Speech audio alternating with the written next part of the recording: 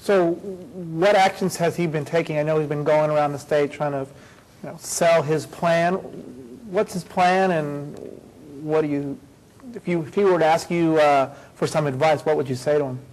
The problem we have here is that this is a plan which is rather similar to what the voters rejected in 2005. There are details that are different, but basically it is a formula-type plan in which during good years we accumulate a so-called rainy day fund, a reserve, and then if we get into bad years when revenue falls off, we have somewhat of a cushion from the saving that's been built up to run the state.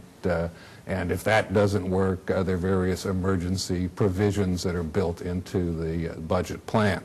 There are a number of drawbacks. I mentioned one is that the voters rejected a rather similar plan in 2005. So the voters don't like the idea of constraints where they're not really sure how these constraints are going to play out, and they get lots of opposition. If I'm a potential recipient of some state program, how do I know that when this constraint cuts in, it isn't going to be my program that's going to be hit? So for all those reasons, these are very difficult to pass.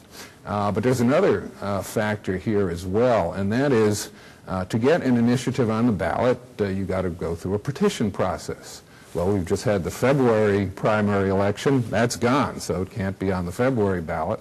Well, what about the June ballot? Well, at least according to the Secretary of State, we're beyond the deadline for things to get on the June ballot. The June ballot would be the last ballot before the new budget year begins on July 1. I guess you could go to the November ballot. According to the Secretary of State, the deadline for getting something on the November ballot, remember we'd be well into the fiscal year by that point, that's going to be somewhere around the end of June. So we would need to be seeing a lot of activity to put something on the ballot, and even if we got it on the ballot, it would come into effect after the new budget year had begun, and really would have no direct effect on dealing with the current cash problem that the state faces. So I'm going to put you on the spot. If you were making the decisions, what would be something you might do to, what can the governor do, really? I think what the governor has to do is something that I would describe maybe in somewhat humorous terms as the Gorinator. You remember Al Gore talking about global warming with his PowerPoint charts and things very kind of staid, data, graphs, all of that sort of thing. In a way, that's the only method that I know of in which you can convey the state budget problem. And the governor made some mistakes in his 2005 attempt to pass a budget and other initiatives. He went in for all kinds of photo op type things, fountains of red ink and things of this type. Well, that didn't work. And we know now that that doesn't work. The voters don't warm up to that sort of presentation. So what he's got to do is go around the state to the Rotary clubs, the chambers of commerce, the union halls, wherever he's got to go, and just repeat this one message, that the state is now in a very serious budget problem. Here are the numbers, and the only way we can deal with this problem is either we raise revenue, which is difficult to do given our political configuration, or we cut expenditures, also a painful and difficult thing to do. But this is a situation. I need your support, and I would focus less on this initiative, which doesn't really address the immediate problem, and more on just, look, I've got this terrible problem. I need your support. You've got to, in turn, put pressure on your representatives in the state legislature to cooperate with me so that we can get the job done.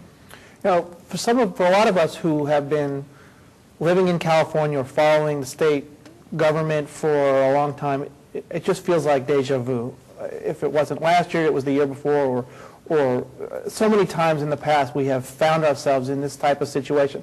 What are some of the structural issues facing not just Governor Schwarzenegger, but any governor or any legislature, any person in government in California? What are some of the things that bring us back to this point so often? Well, there's a magic number in California, and it's actually a fraction, and it's 2/3.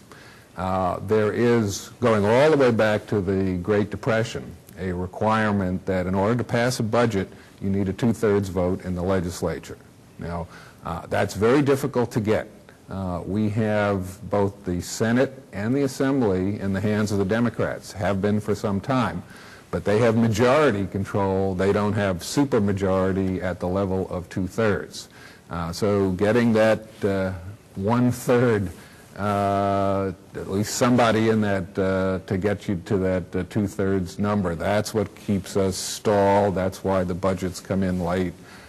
That's a very difficult threshold to cross. So that's one of those 2/3 numbers. The other one is a more recent 2/3, and that came in from Proposition 13. Now, people think of Proposition 13 as primarily dealing with a local issue, the property tax, which is a local tax. Back in the late 1970s, property taxes were zooming up as land values inflated, and the voters put on Prop 13, which drastically cut property taxes and put limits on how fast property taxes can rise. But they also, as part of that, required that if the state were going to raise taxes, so something like an increment to the sales tax or the income tax and so on, if the legislature is going to do that, you also need a 2/3 vote. And again, that's a supermajority that's very hard to reach. So that's one constraint, the 2/3 on both the tax and the budget side. Now, I mentioned Prop 13. What Prop 13 did, apart from the immediate fiscal implications, was to say to local governments, particularly school districts, you're not going to get the support you used to get from local sources. So you've got to go up to Sacramento and get your revenue there. And indeed, that's what happened. The fiscal responsibility for schools and other local functions migrated up to Sacramento. And naturally, then the ups and downs of the budget for the state begin to reflect themselves in the ups and downs of local budgets, including school districts. Well, we got to a point in the late 80s where school districts said, hey, you know, we need to get a fixed share of that state budget. We want some guarantees. And they put on the ballot an initiative, another constitutional amendment, Prop 98, which uses various formulas to say how much of the general fund is going to go to K through 14. So it includes the community colleges as well as the K through 12 system.